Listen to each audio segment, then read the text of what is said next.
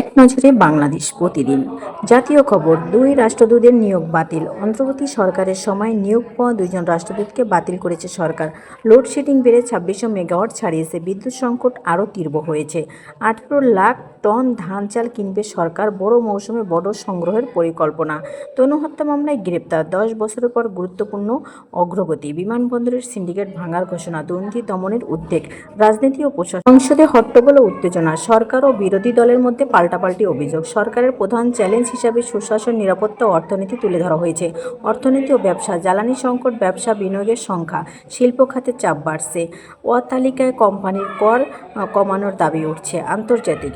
যুক্তরাষ্ট্র ও ইরান যুদ্ধবিরতি মেয়াদ বাড়ানো। উত্তেজনা কিছুটা কমছে।